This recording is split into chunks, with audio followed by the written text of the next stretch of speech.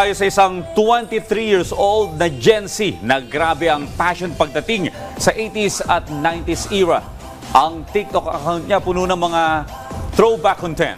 Mula sa mga dance craze, classic hits, hanggang sa throwback hits, talagang kuha niya ang puso ng titas, titos, at pati na rin ng mga new generation.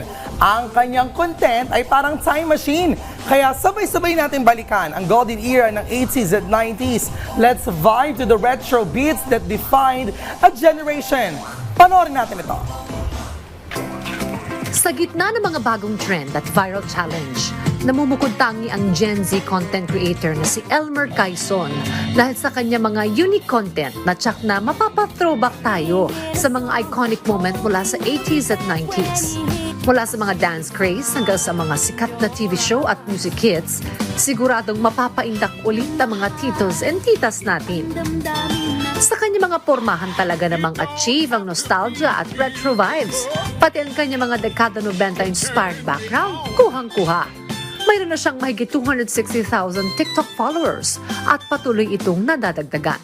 Isa sa kanyang viral video ang mayroon na ngayong more than 10 million views tungkol sa pagpapakyut ng 90s morenong binatang Pilipino. Talaga namang kaisarap balikan ang nakaraan at ipakita ito sa bagong henerasyon.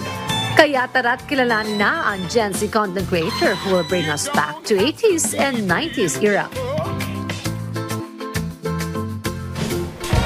Makakasama natin live via Zoom ang content creator na si Elmer Quaizon. Good morning and welcome sa Rise and Shine Pilipinas, Elmer. Good morning po. Ayan, Elmer, kailan ka nagsimula sa paggawa ng mga throwback content sa TikTok? I understand Gen Z ka. So paano mo nalaman itong generation ko? Saan mo kinuha yung mga naging topic mo dyan o yung mga pakulo mo sa content mo? I started making content last year po with 3,000 followers and ang saya-saya ko na po noon kapag umabot ng 1,000 views yung video ko. And I can still remember pa po na yung first viral video ko was dedicated to my father who died 6 years ago po. I understand, isa yan siguro sa mga inspirations mo. Pero more than that, ano pa yung mga iba mo ba mga naging inspirasyon para gumawa ng videos tungkol sa 90s at early 2000s? Elmer? Bukod sa nakahiligan ko na po talagang manood ng mga lumang palabas sa telebisyon gaya ng mga palabas nila Rico Yan at Claudine Barreto, Ay, wow. Marvin Agustin at Julina Magdangal, Sharon Cuneta and Robin Padilla, ang nagbigay sa akin ng impluwensya at naging inspirasyon ko ay ang aking mga magulang. Dahil bata pa lamang po ako, ang tugtugan sa bahay maghapon ay ang kanta ng Air Supply, ABBA, The Bee Gees, Carpenters, Modern Talking, Veste and Company, mga Eraserheads, yun po, international and local music artist po, yung pinapatugtog niya. Okay, ano tong paborito mong dance? Ano yung mga paborito mong dance craze o music hit mula sa 90s o early 2000s na ginamit mo sa inyong content? Yung The Benja Boys song, Shalalalala po.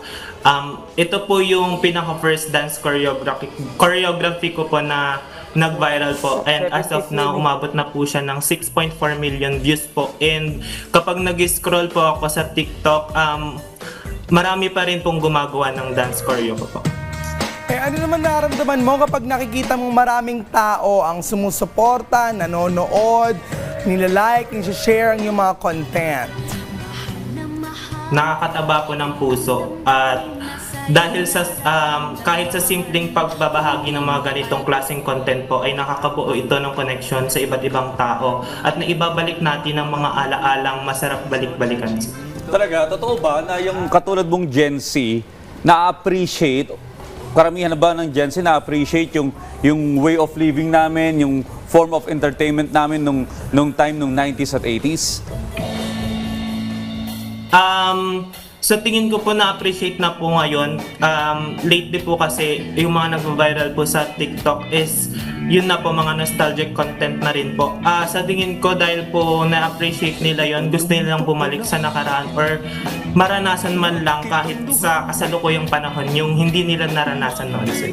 Elmer, may mga plano ka bang i-explore ang iba pang dekada o specific themes sa yung future content? Ano ba, roaring 20s? Grabe naman, 1920s. So, go ahead, Elmer. Sa katunayan po, nais ko pong mabigyang pansin pa ang mga panahong 50s to 70s po and i-explore po yung fashion style nila dahil mahilig rin po ako sa ukay. Then, ayun po, parang nahiligan ko na rin pong mag-fashion or manamit po ng mga iba't ibang style po. Sinasabi nga nila, Profi, no, parang ang fashion parang cycle lang din, pati yung music nababago lang ng content pero bumabalik-balik pa rin. Bring back the 80s. Ganon, no? Pero para sa iyo, Elmer, bakit mahalaga na balikan at ma-appreciate ng kasalukuyang generation yung mga alaala ng mga nakaraang dekada? The past shapes who we are now. Isa itong pamamaraan upang maibahagi sa mga kabataan ang hindi nila naabutan at naranasan at magkaroon ng koneksyon ang nakaraan sa kasalukuyan. Okay, Elmer, ano yung mga tips na maibibigay mo sa mga aspiring content creators? Be yourself, magpakatotoo ka lang sa sarili mo at syempre, simulan mo ng may tapang at lakas ng loob. Dapat maging matibay ka dahil sa mga ganitong platform, hindi maiiwasan ang mga negatibong masasabi at komento ng iba. Pero tandaan mo, mas maraming maniniwala sa kakayahan mo at ang mga naniniwalang yon, sila ang gawin mong inspirasyon. O sige, Elmer, invite everyone to follow you on your social media accounts. Inaanyayahan ko po kayong lahat na kung nais nyo ng mga ganitong content, maaari nyo po akong i-follow on my different social media account. Sa Facebook, Elmer Quaison, sa Instagram, Elmer Quaison, and sa TikTok, Elmer Quaison din po. Alright, maraming salamat at good luck sa iyo, Elmer. Thank you po.